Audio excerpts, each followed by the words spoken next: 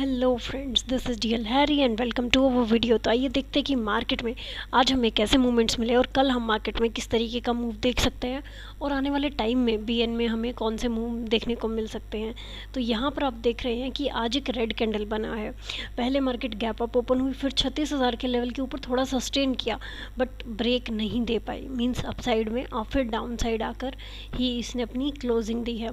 तो यहाँ पर अगर हम 15 मिनट के टाइम फ्रेम पे चार्ट को देखें तो हमें काफ़ी अच्छे यहाँ पर फिगर्स मिल सकते हैं जो कि आज बन सकते थे लेकिन नहीं बने। यहाँ पर आप देख सकते हैं कि कंसोलिडेट हुआ और फिर डाउन साइड में एक ब्रेक दिया, उसके बाद में कंसोलिडेट हुआ, फिर एक ब्रेक करने की कोशिश की लेकिन कंसोलिडेट होकर ही इसने अपनी क्लोजिंग दे दी है। शुक्रवार को भी कुछ खास मूवमेंट इसमें नहीं आया था, अपसाइड रहा लेकिन कंसोलिडेट होते हुए।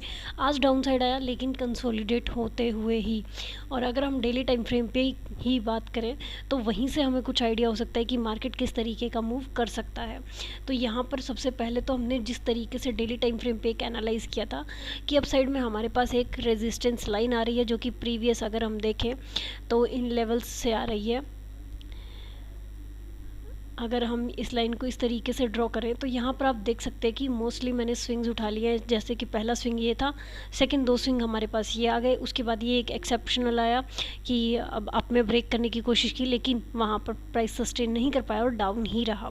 उसके बाद आप देख सकते हैं कि अब जो पोटेंशियल टारगेट है अभी भी इसके पास बचा हुआ है कि ये और ऊपर जाए।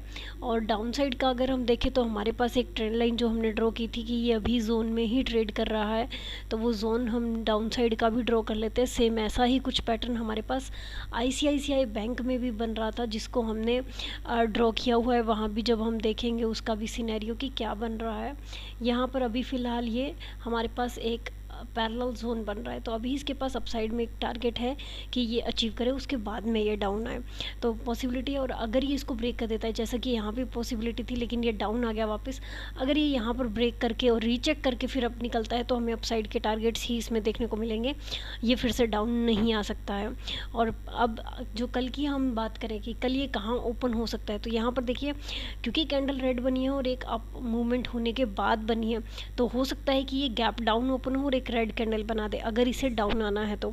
लेकिन हो सकता है कि ये इसी कैंडल के इनसाइड में ही ओपन हो और फिर हमें एक अपसाइड का मूव मिले अगर ये ट्रेंड को कंटिन्यू करता है तो। और अगर बाय चांस ये इसी जोन में ही ओपन ना होके गैप अप ओपन होता है तो इस कैंडल का बीच में जो होगा वो कंटिन्यूएशन का मायना होगा और फिर ये हमें कंटिन्यू अपसाइड का मूव दे सकती है।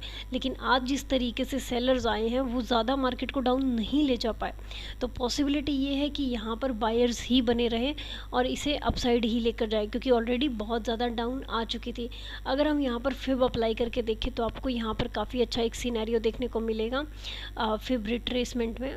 जस्ट अ मिनट, इसको हम थोड़ा और अच्छे से लगा लेते हैं ताकि यस। तो यहाँ पर अगर हम फिब अप्लाई करें तो यहाँ पर आप देख सकते हैं कि फिब में ये जो है अपनी क्लोजिंग अभी जो इसने दी है वो 50% के नीचे ही दिया है।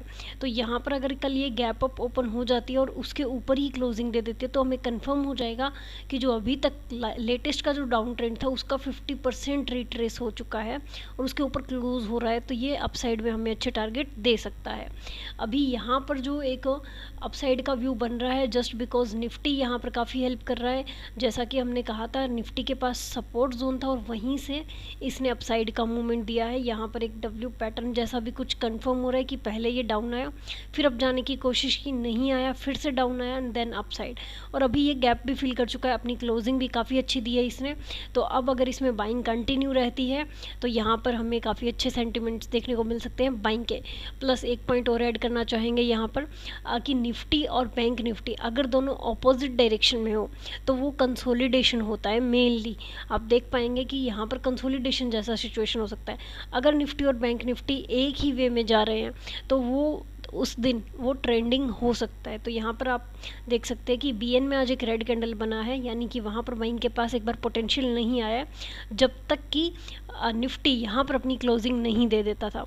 अब निफ्टी ने अपनी क्लोजिंग दे दी है, अगर कल ये गैप अप ओपन हो जाता है तो फिर बैंक निफ्टी में भी बाई बाइंग आने के चांसेस ज़्यादा रहेंगे, बिकॉज़ वहाँ पर जो बायर्स हैं उनके पास पक्का व्यू आ जाता है कि निफ्टी भी अब बैंक निफ्टी को सपोर्ट कर रहा है। दैट्स वाई हमें अपसाइड के व्यू देखने को मिल सकते हैं। प्लस अगर हम इस पर भी फिब अप्लाई करें तो यहाँ पर भी हमें काफ़ी अच्छा एक लेवल देखने को मिल सकता है।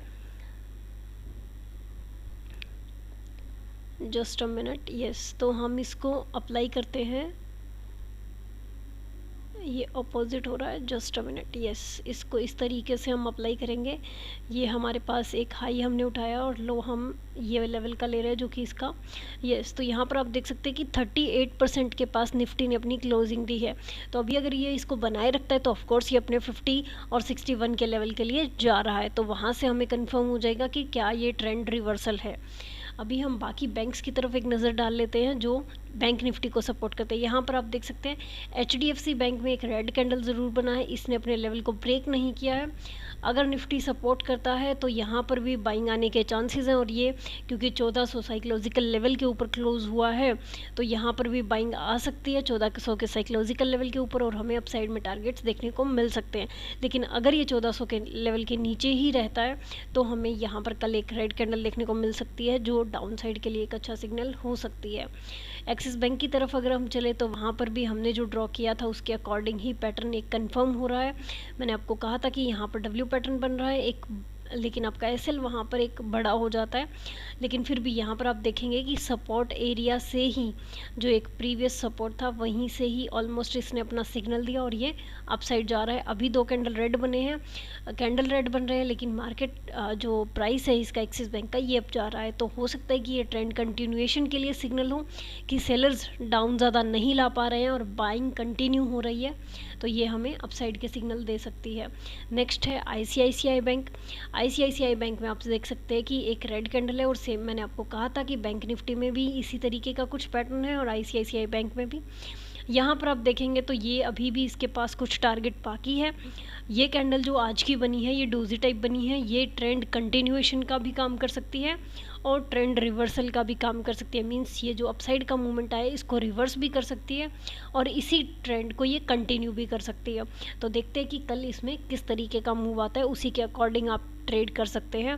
यहाँ पर हमारे पास है स्टेट बैंक ऑफ इंडिया। यहाँ पर मैंने आपको कहा था कि एक head and shoulder pattern confirm हो जाता है अगर ये लेवल ब्रेक हो जाता है, बिकॉज ये आपका नेक लाइन का काम कर रहा है, लेकिन ये ब्रेक नहीं हुआ और इसके बाद हमें अपसाइड के पैटर्न देखने को मिले। तो अभी इसके पास जो पोटेंशियल टारगेट है वो अपसाइड में 518 से 20 के आसपास का है, क्योंकि यहाँ पर ये अभी रिजेक्शन लेकर आ पा रहा है क्योंकि ये सपोर्ट जोन है।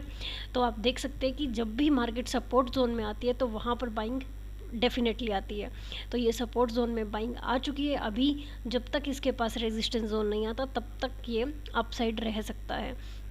कोटक बैंक नेक्स्ट हमारे पास है। कोटक बैंक में मैंने आपको कहा था कि ये एक ट्रायंगल पैटर्न बन रहा है। यहाँ पर आप देख सकते हैं कि जब इसने ब्रेक किया तो मैंने आपको कहा था कि ये रीचेक अगर कर लेता है तो बहुत अच्छा रहेगा। तो नेक्स्ट कैंडल आप देख सकते हैं एक रेड बनी और उसके बाद नेक्स्ट कैंडल ग्रीन बनी। जब इस ग्रीन कैंडल ने ब्रेक किया है तो नेक्स्ट कैंडल पे आप अपनी एंट्री प्रेफर कर सकते हैं बड़े टाइम फ्रेम के लिए। अब इसके पास जो टारगेट आता है वो एटलीस्ट आप इस हाई तक तो देख पाएंगे जो कि 2125 तक का है। बाकी पैटर्न के अकॉर्डिंग जो टारगेट रहता है वो हमारे पास ऑलमोस्ट ये जो आपका स्टार्टिंग पॉइंट रहता है आप इसी को यहाँ पर प्रोजेक्ट कर सकते हैं जहाँ से आपकी एंट्री स्टार्ट हुई है कि यहाँ तक आपको ये टारगेट मिले इतना। तो इस तरीके से हम टारगेट अप्लाई करते हैं पैटर्न के अकॉर्डिंग।